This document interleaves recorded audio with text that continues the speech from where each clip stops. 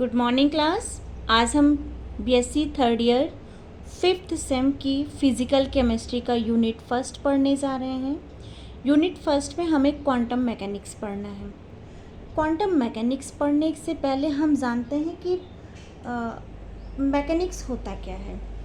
तो mechanics science की वो ब्रांच है जिसके अंदर हम किसी भी मूविंग मैटर की स्टडी हम करते हैं।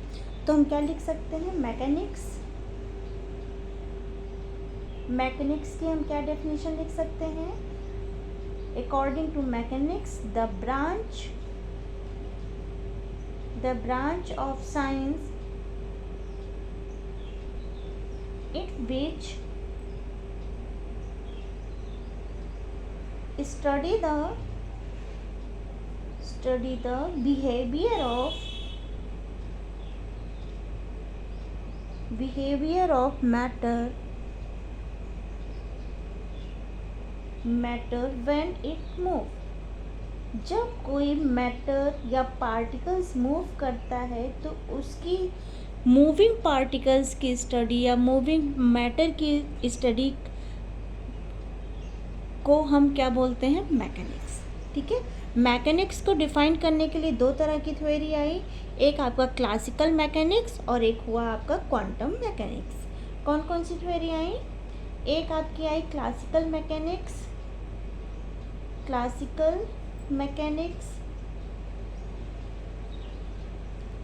और दूसरी आपकी आई क्वांटम मैकेनिक्स।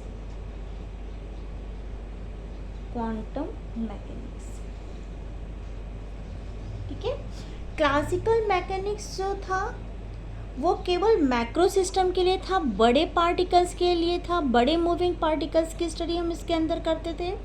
और जो क्वांटम मैकेनिक्स था उसके अंदर हम माइक्रो सिस्टम की स्टडी करते थे, छोटे पार्टिकल्स लाइक इलेक्ट्रॉन की स्टडी हम इसमें करते थे। ठीक है, अब हम सबसे पहले क्लासिकल मैकेनिक्स पढ़ेंगे, फिर उसके बाद हम क्वांटम मैकेनिक्स पढ़ेंगे। क्लासिकल मैकेनिक्स में हमें क्या क्या पढ़ना है। क्लासिकल मैकेनिक्स ऐसा मैकेनिक्स है जिसके अंदर हम कौन सा सिस्टम पढ़ते हैं, मैक्रो सिस्टम, बड़ा सिस्टम। ठीक है, ये जो क्लासिकल मैकेनिक्स है does not provide satisfactory explanation for the following phenomena. कुछ फिनोमिना थे जिनको क्लासिकल मैकेनिक्स नहीं बता पाया, जैसे हो गया आपका black body radiation, photo electric effect, heat capacity of solid, atomic molecular spectra. तो क्लासिकल मैकेनिक्स जो है इनका सेटिस्फैक्ट्री एक्सप्लेनेशन नहीं दे पाया। तो इसके लिए सबसे पहले हम पढ़ेंगे ब्लैक बॉडी रेडिएशन। क्या था ब्लैक बॉडी रेडिएशन जिसका सेटिस्फैक्ट्री एक्सप्लेनेशन हमारा क्लासिकल मैकेनिक्स नहीं दे पाया। ये इसी को हम लिमिटेशन ऑफ क्लासिकल मैकेनिक्स भी बोल सकते हैं। तो सबसे पहले हम पढ़ेंगे black body radiation. Black body radiation,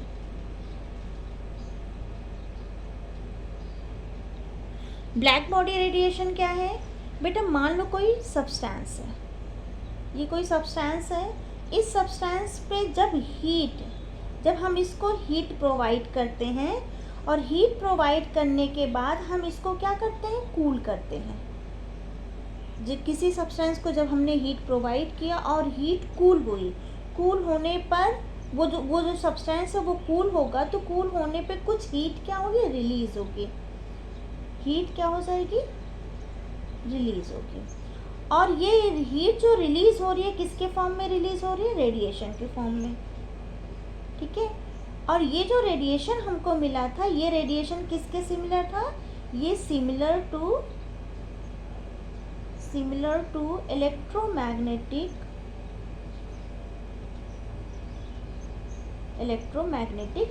radiation. और जब इस रेडिएशन का स्पेक्ट्रा लिया गया, तो ये जो स्पेक्ट्रा था ये किस पे डिपेंड कर रहा था, ये टेम्परेचर पे क्या था बेटा, टेम्परेचर डिपेंडेंट स्पेक्ट्रा था। ठीक है, टेम्परेचर पे ये डिपेंड कर रहा था। मीन्स हम कह सकते हैं कि जैसे जैसे हम टेम्परेचर को इंक्रीज कर रहे थे, जो वेवलेंथ थी लैम्डा वो लोअर की तरफ क्या हो रही थी, शिफ्ट हो रही थी। क्या बोला मैंने? ब्लैक बॉडी रेडिएशन में हमने क्या देखा कि जब किसी सब्सटेंस में हम हीट प्रोवाइड करते हैं और कुछ टाइम बाद जब वो ठंडा होता है सब्सटेंस तो कुछ हीट रिलीज़ होती है। ये हीट जो रिलीज़ हो रही थी वो रेडिएशन के फॉर्म में हो रही थी, और ये रेडिएशन किसके सिमिलर था? इलेक्ट्रोमैग्नेटिक रेडिएशन के सिमिलर था। और जब इसका स्पेक्ट्रा लिया गया तो ये पाया गया कि ये इसका जो टेम्परेचर है वो टेम्परेचर और वेवलेंथ के बीच में एक रिलेशन है। मतलब जैसे जैसे हम टेम्परेचर इंक्रीज़ करते जाएंगे वेवलेंथ डिक्रीज़ होता जाएगा, और जैसे जैसे टेम्परेचर डिक्रीज़ होगा वेवलेंथ क्या हो जाएगा? इंक्रीज़ होता जाएगा। तो आइए अब हम पढ़ते हैं ब्लैक बॉडी है क्या। ये ब्लैक बॉडी की स्टडी हम कैसे करते हैं। ये क्या होता है? ये एक खोखला पार्ट होता है, ये एक सर्कल होता है, खोखला गोला होता है, जिसमें क्या होता है यहाँ से एक होल कर दिया जाता है। इसके अंदर जो पूरा ये सरफेस है, ये पूरा सरफेस किस कलर कर दिया जाता है? ब्लैक कलर से। पूरे सरफेस को ब्लैक कलर से क्या कर दिया जाता है? पेंट किया जाता है। यहाँ से एक होल बनाया जाता है और इस होल से जो है लाइट भेजी जाती है। लाइट अंदर आती है और अंदर की वॉल से क्या होती है? वो टकराती। लाइट अंदर आई और अंदर की वॉल से वो टकराई। ठीक है। कुछ लाइट जो है ये वॉल के द्वारा एब्जॉर्ब कर ली जाती है, बाकी क्या हो जाती है? वापस आ जाती है। ठीक है। ये रिफ्लेक्टेड लाइट अब दूसरी वॉल से टकराएंगी। ठीक है। कुछ एब्जॉर्ब होंगी, कुछ वापस आ जाएंगी, फिर ये टकराएंगी, कुछ एब्जॉर्ब होंगी, कुछ वापस आएंगी, फिर टकराएंगी, कुछ एब्जॉर्ब होंगे और कुछ वापस आ जाएंगे, फिर टकराएंगे, कुछ एब्जॉर्ब होंगे और कुछ वापस आ जाएंगे। मतलब कुछ टकरा रिफ्लेक्ट हो रही हैं, कुछ टकरा रही हैं और एब्जॉर्ब हो रही हैं, और कुछ क्या हो रही है? रिफ्लेक्ट हो रही हैं। मीन्स ये आपस में ही टकराती रहेंगी और जितनी लाइट अंदर गई है वो सारी की सारी लाइट यहीं अंदर की ही वॉल में क्या कर दी जाएंगी? एब्जॉर्ब कर ली जाएंगी। ठीक है। और जब ये ठंडी होती है, जब ये सब्सटेंस ठंडा होता है तो जितनी लाइट इसने एब्जॉर्ब की है उतनी ही लाइट का ये क्या करेगा? इमिट करेगा। बात समझ में आई? यहाँ पे एब्जॉर्ब की गई थी। यहाँ पे पहले लाइट जब ये गर्म था सब्सटेंस तो सारी की सारी लाइट क्या कर ली गई? एब्जॉर्ब कर ली गई। लेकिन जैसे ही इसको ठंडा किया गया लाइट क्या हो गई? इमिट हो गई। ठीक है। तो लाइट का वो पोर्शन जो किसी बॉडी के द्वारा एब्जॉर्ब किया जाता है वो उसकी क्या कहलाती? एब्जॉर्बिटी। वो उसकी क्या कहलाएगी? एब्जॉर्बिटी। ठीक है। और इस एब्जॉर्बिटी को हम ए से डिनोट करते हैं। और लाइट का वो पोर्शन जो किसी बॉडी के द्वारा इमिट किया जाता है वो उसकी क्या कहलाएगी? Emit power. ठीक है। इमिट पावर, जिसको हम किससे डिनोट करेंगे? ए से। क्लियर? यहाँ तक बात आपको समझ में आई? अब जिसकी जितनी ज़्यादा एब्जॉर्बिटी होगी उस सब्सटेंस की उतनी ही ज़्यादा इमिट पावर भी होगी, इमिशन पावर भी होगी। इसको इमिशन लिख लो, इमिशन पावर भी होगी। मीन्स हम यहाँ से कह सकते हैं जो एब्जॉर्बिटी है वो इमिशन पावर के क्या हो जाएगी? इक्वल हो जाएगी। किसके लिए? ब्लैक बॉडी के लिए। कोई भी ब्लैक बॉडी के लिए जितनी ज़्यादा एब्जॉर्बिटी होगी उसकी उतनी ही इमिशन पावर होगी। तो यहाँ से हम क्या बोल सकते हैं? A upon E is equal to कितना हो जाएगा? 1। क्लियर? इसी को थोड़ा सा और मॉडिफाई किया और किरचॉफ एक साइंटिस्ट थे, उन्होंने अपना कुछ व्यूज़ दिया। किरचॉफ लॉ बोला गया जिसको, किरचॉफ लॉ। किरचॉफ लॉ के according at constant temperature, at constant temperature the absorbity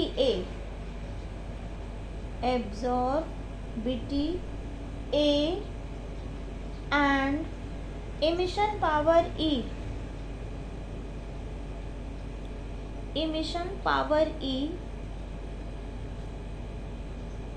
का जो रेशियो है, रेशियो इज ऑलवेज कितना होगा? is always constant for all body। इन्होंने बोला था किसी भी कांस्टेंट टेम्परेचर पे जो एब्जॉर्बिटी है और जो एमिशन पावर है उसका रेशियो हमेशा क्या हो जाएगा, कांस्टेंट रहेगा।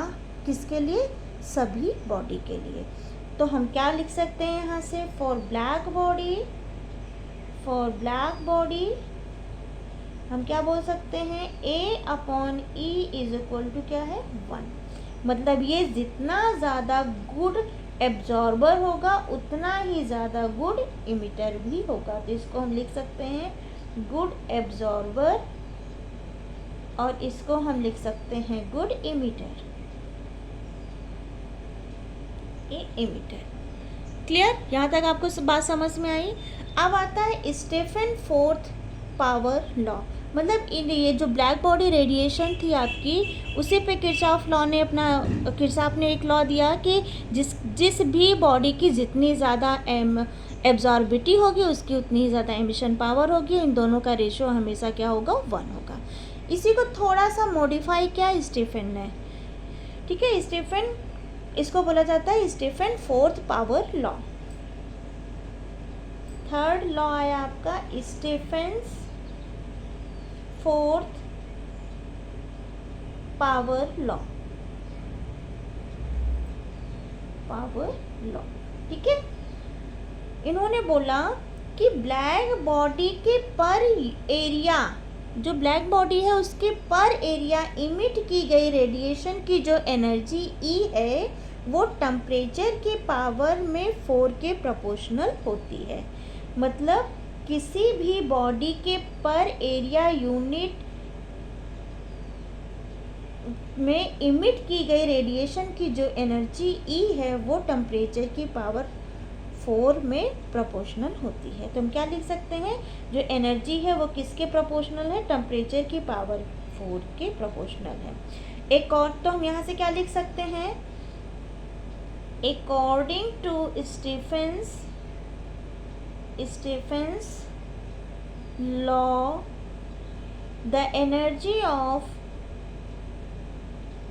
the energy of emitted radiation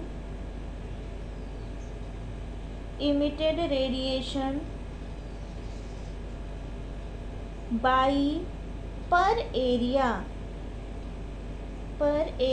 of black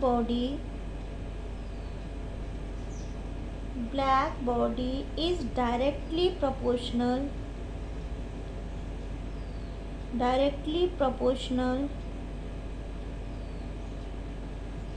to 4 power of temperature के 4 के पावर के प्रोपोर्शनल हो गए, ठीक है।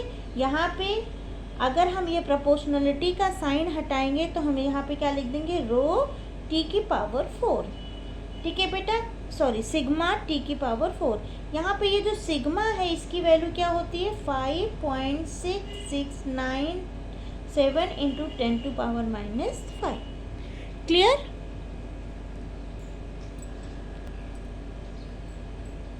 इसके बाद आया बोल्ट्जमैन स्टीफन लॉ। इन्होंने क्या किया था, इन्होंने इसको थोड़ा सा मॉडिफाई कर दिया। इसी लॉ को इन्होंने थोड़ा सा मॉडिफाई किया। क्या किया, इसी स्टीफन लॉ में बोल्ट्जमैन ने क्या किया था, थोड़ी सी थर्मोडायनेमिक्स यूज़ की। उनके अकॉर्डिंग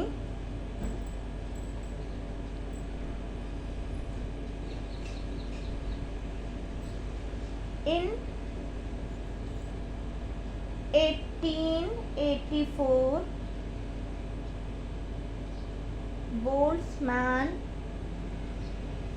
मॉडिफाई स्टीफन्स लॉ को उन्होंने थोड़ा सा मॉडिफाई किया बाय यूजिंग, क्या यूज किया था, thermodynamics theory, by using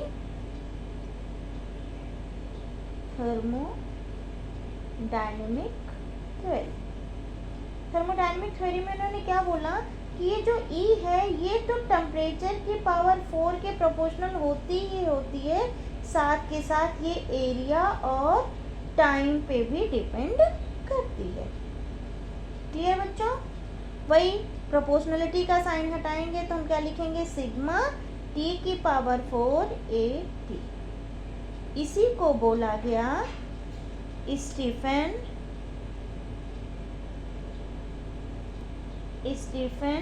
Boltzmann law. I hope आपको यहाँ तक समझ में आया होगा। अब इसके आगे का लेक्चर मैं कल के वीडियो में दूंगी।